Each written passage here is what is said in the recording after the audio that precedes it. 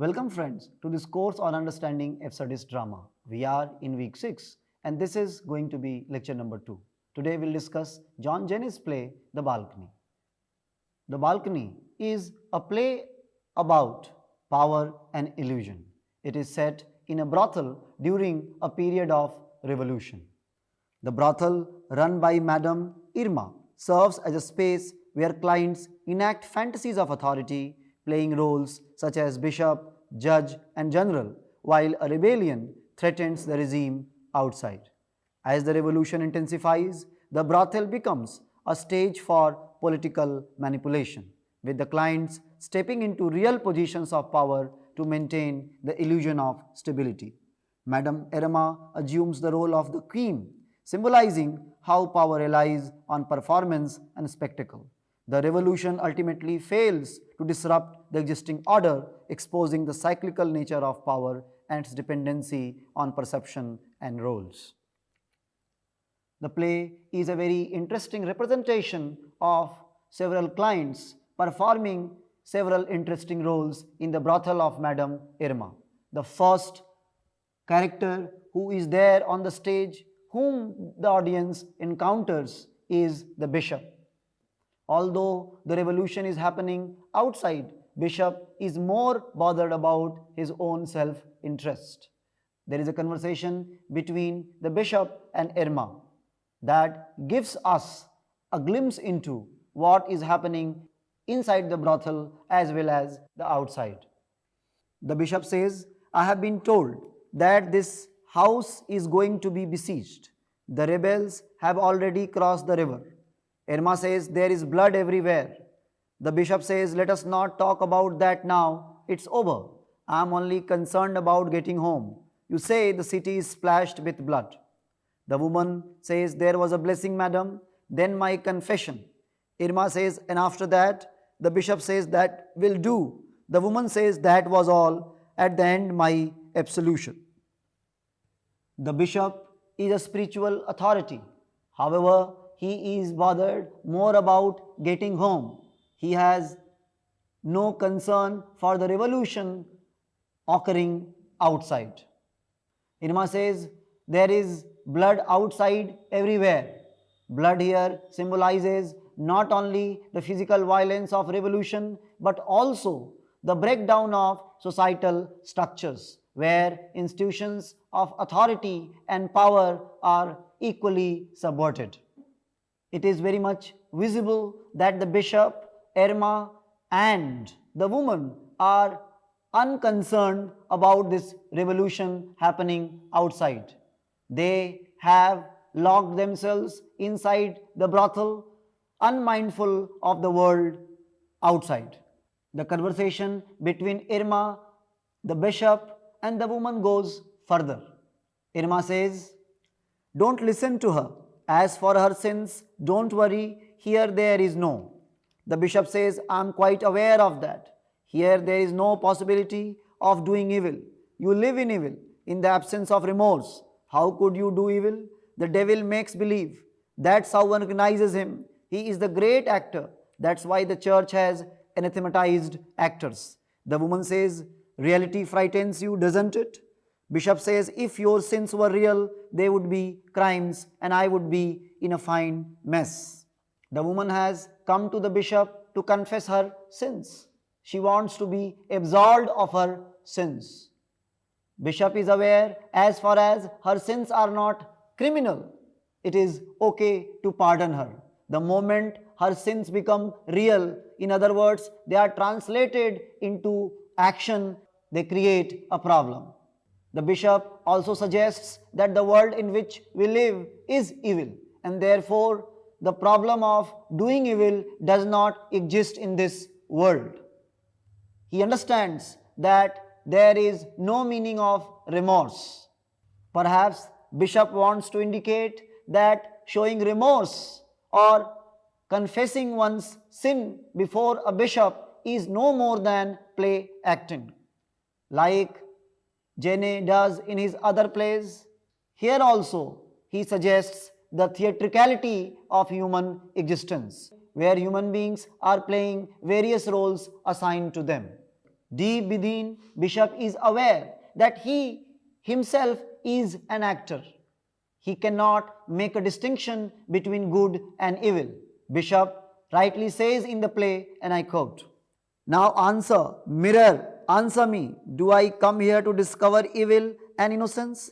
And in your gilt-edged glass, what was I? Never I affirm it before God who sees me. I never desired the episcopal throne, to become bishop, to work my way up by means of virtues or vices, would have been to turn away from the ultimate dignity of bishop." It's evident that bishop can hear the confessions of other, but before whom he would confess. Of course, he can confess in front of God, but whether it has any significance or not, that is not clear. And that's why bishop invokes the mirror. Mirror here symbolizes the other who can show the true face of the bishop to the bishop. Bishop rhetorically asks the mirror, "Do I come here to judge the innocence and evil?" Of course not. Bishop is also a human being.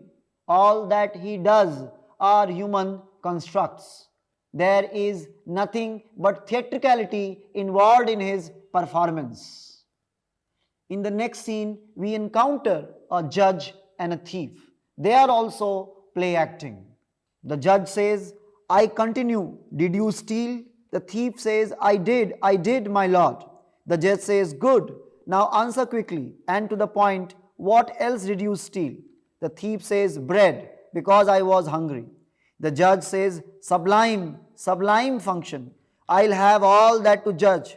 Oh child, you reconcile me with the world. A judge. I am going to be judge of your acts. On me depends the weighing, the balance. The world is an apple. I cut it in two, the good and the bad. And you agree? Thank you. You agree to the bad. Right before your eyes, nothing in my hands, nothing up my sleeves. Remove the rod and cast it off. But it is a painful occupation. If every judgment were delivered seriously, each one would cost me my life. That's why I am dead. I inhabit that reason of exact freedom. I, king of hell, weigh those who are dead like me. She is a dead person like myself." The thief says, "You frighten me, sir." You already know that the judge here is not the real judge. He is perhaps one of the clients of the brothel who is playing the role of a judge. When he asks the thief, "Why did you steal?" the thief answers that she stole because she was hungry. Now, this opportunity that the judge has got has given him a very difficult task to perform. He has to separate the good from the evil. But the question is, can a human being separate the good from the evil? We have thousands of judges, millions of judges, but are they able to ensure that justice prevails in the world? Of course not. Although the judge says he is righteous, he says the world is an apple. I have divided this apple into two parts, the good part and the bad part, the good apple and the rotten apple. Yet this division is complicated. The problem before this judge is how to remove the rotten part of this apple. It symbolically suggests that the problem before the judge is to remove evil from the world. You can easily understand here that both good and evil exist in this world. As human beings, we want only good to exist and evil to disappear. Despite our efforts, we realize that evil still persists. Perhaps this is the dilemma of the judge like us. Judge calls himself the king of hell, thereby associating himself with Satan, with devil. If the devil becomes judge, can the evil be removed from the world? Jenne is suggesting that evil cannot be removed from the world as long as human being exists, because evil lies inside human heart. While this theatrical enactment of the judge, the bishop and several other characters continues, in between we have the assault of reality on this theatrical performance. Like the conversation that you see in the slide, Irma informs us that the revolution is happening outside. She says, the city is full of corpses. All the roads are cut off. The peasants are also going over to the rebels. I wonder why. Contagion. The rebellion is an epidemic. It has the same fatal and sacred character. In any case, we are going to find ourselves more and more isolated. The rebels have it in for the clergy, for the army, for the magistracy, for me, Irma, a bawd and madam of a whorehouse. As for you, you will be killed, disemboweled, and your daughter will be adopted by some virtuous rebel. That is what is in store for all of us. Irma suggests that this revolution is violent. This revolution is going to disturb the status quo. It is going to overthrow the authority of several societal institutions. Three institutions are referred to in particular. These are the clergy, the religious institution, the army, the military institution, and of course the magistracy, the judicial institution. In addition to this, Irma's brothel is also going to be attacked. However, we remain uncertain what will be the final impact of this revolution, whether this revolution is going to bring any meaningful change or not. We have seen in the past so many revolutions have taken place and so many revolutions have left humanity disillusioned. Is this revolution going to have the same fate? Is this revolution going to produce another disillusionment? Is this revolution going to generate another disillusionment? Whatever be the consequence of the revolution, the world will continue. Like whatever is happening outside during the revolution, the brothel of Irma continues. Irma calls her brothel a house of illusions. She says, as a rule, I don't like to talk about the private life of my visitors. The Grand Balcony has a worldwide reputation. It is the most artful yet the most decent house of illusions. Carmen says decent, Irma says discreet, but I might as well be frank with you, you inquisitive girl, most of them are married. Carmen says when they are with their wives, whom they love, do they keep a tiny small scale version of their revels in a brothel? Irma says, Carmen says, excuse me madam, in a house of illusions I was saying, do they keep their revels in a house of illusions, tucked away in the back of their heads in miniature form, far off but present? Irma's house of illusion symbolizes the world itself. Human beings live with so many illusions in this world. One of the illusions is the desire to be good. Most of the human beings make an effort to be good, but they fail. Carmen, one of the most attractive whores of Irma's brothel, asks Irma, when married people come to the brothel, do they forget their wives whom they love? Or when they go home and they make love to their wives, do they remember the brothel in their mind in any subconscious or unconscious form? What the conversation between Irma and Carmen is suggesting? It suggests that human beings are born sinners. Despite their urge to purge their minds of the sins, they cannot become sinless. They cannot be absolutely free from the sins of mind. And because they cannot purge themselves of the sins that they commit, they suppress those sins, and those sins somewhere lie dormant in their unconscious or subconscious mind, repressed, which comes out in the form of regret or guilt. In the play, The House of Illusions, which is a brothel, symbolizes a microcosm where societal roles, power structures, and authority are theatrically enacted and exposed as constructs. Within its walls, clients indulge in fantasies of power, dressing and acting as bishops, judges, generals, and other figures of authority, revealing how these roles depend on performance and illusion rather than inherent qualities. The brothel highlights that power is performative and relies on the acceptance of symbols and appearances.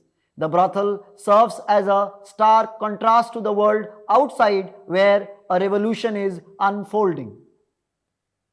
While the outside world seeks to dismantle the existing power structures, the brothel demonstrates that these structures are mere facades, illusions maintained by collective agreement. The most important question before us as a reader is, why do human beings have these illusions? Can't they live without these illusions? What will happen to their existence if all these illusions are shattered and broken? Is a man not capable of confronting the truths of life? Is he bound to the lies he tells as an individual, or he conforms to as a member of societal collectivity? These are some of the very important questions that the play raises and tries to address. Erma says they all want everything to be as true as possible, minus something indefinable, so that it won't be true. Carmen, it was I who decided to call my establishment a house of illusions, but I am only the manager. Each individual, when he rings the bell and enters, brings his own scenario, perfectly thought out.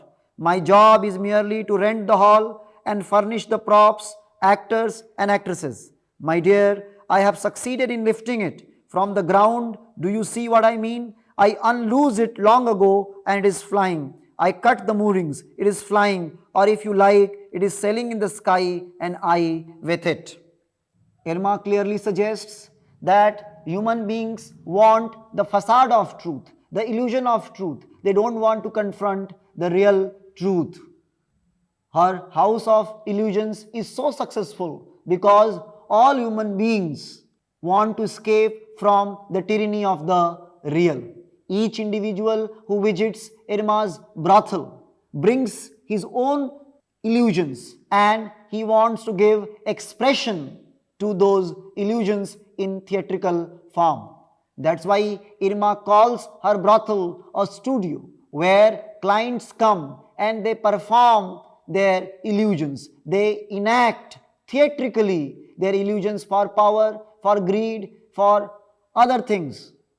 Her house of illusions is just a refuge to protect its clients from the chaos of the real world. It is an escape mechanism. Allegorically, Janet is suggesting that both society and individuals are responsible for the collective failure of humanity. If human beings are suffering, it's not that only society is responsible for their suffering. They are also equally responsible as they conform to the societal illusions of power and wealth. There is another very interesting character in the play, the chief of police. This chief of police is more bothered about his own immortality. There is a conversation between Carmen and the chief of police which goes as follows. Carmen says, that you want to merge your life with one long funeral, sir?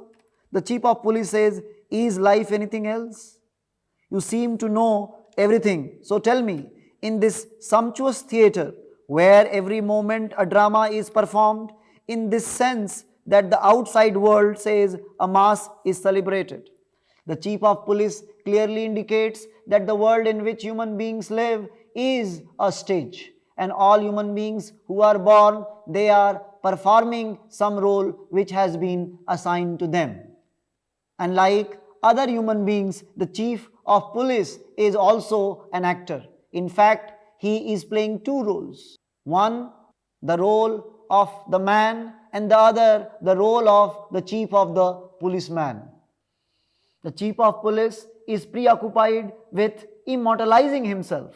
His ultimate desire is to have his image and name enshrined in history, symbolizing his quest for permanence in a transient, illusory world.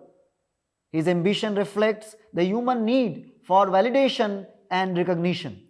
By the end of the play, the chief fulfills his desire to be immortalized, retreating to a symbolic mausoleum where he becomes a hero. This act reflects the cyclical nature of power, as his image and memory perpetuate the illusions of authority for future generations.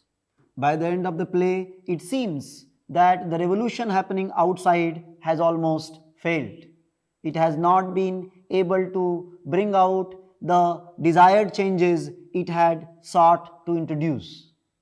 Power structures have remained, so nothing much has changed. The play ends with Irma's speech, who says, "Dress up, the disguises, distribute roles again, assume my own, prepare yours, judges, generals, bishops, chamberlains, rebels, who allow the revolt to congeal.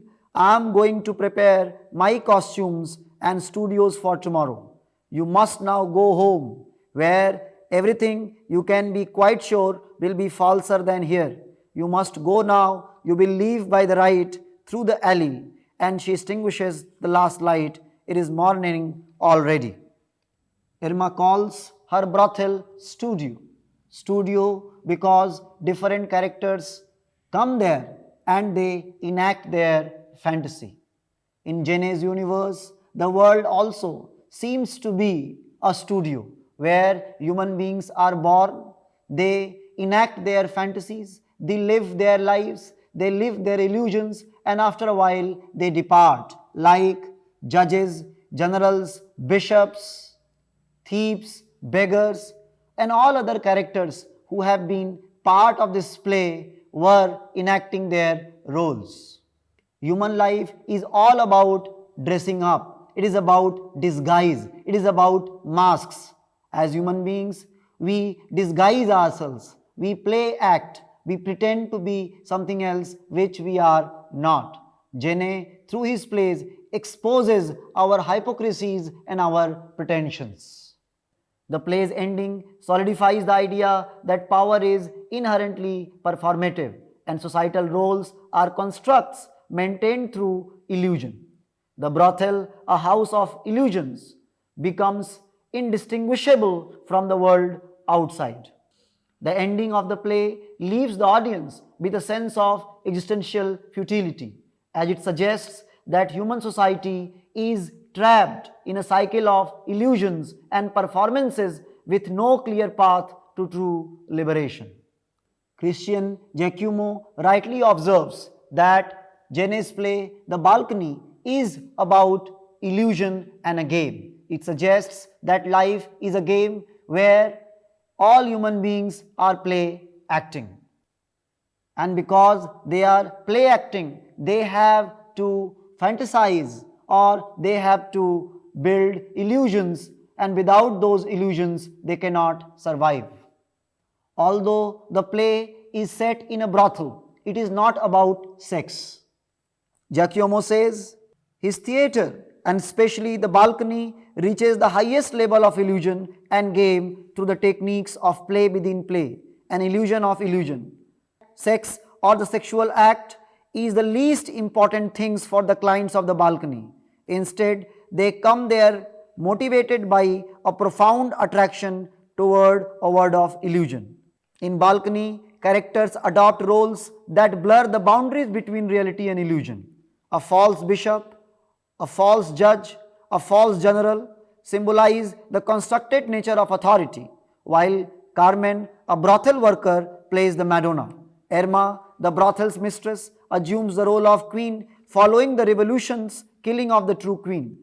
Chantal, another prostitute, becomes the revolution's emblem, and Roser portrays the chief of police. The actual chief of police, eager to cement his legacy within The Balcony's nomenclature, ultimately attains the title of hero and retreats to his mausoleum, where he is said to remain for 2000 years.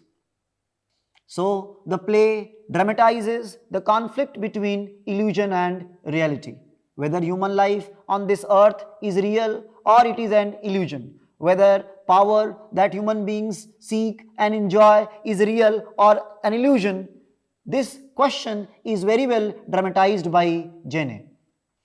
Genet suggests that power which often intoxicates man is futile, is absurd, it is merely performative.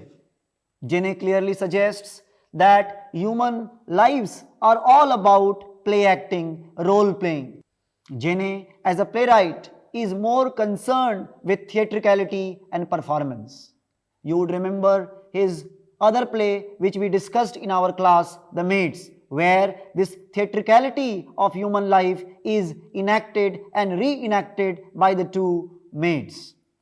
You would also remember that power is performed not only in the play The Balcony but also in the play The Maids, where the two maids want to become like Madam and therefore they enact Madam and thereby enjoy surreptitiously the authority that Madam enjoys.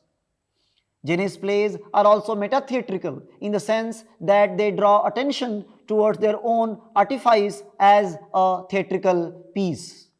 Characters in the plays of Genet are conscious that they are characters, like you would observe in the play that Roger is conscious that Roger is not the chief of police, he is merely playing the role of the chief of the police. So Genet's characters are self-conscious, self-reflexive characters who are aware of their theatrical existence. Symbolisms and rituals also play a very important role in Genet's theatre. Genet's theatre is often considered the theatre of the ritual, wherein masks are very important, ceremonies are very important, confessions are very important, and these ceremonies, confessions are constantly enacted and reenacted in the form of rituals. Genet remains and will remain one of the most provocative theatre personalities of the 20th century. His explorations of power, identity, and explorations of human society and human nature are deep and profound. Hoping these lectures on Genet will give you some understanding about Genet as a playwright. We'll discuss another famous existentialist playwright in our next class. Thank you very much.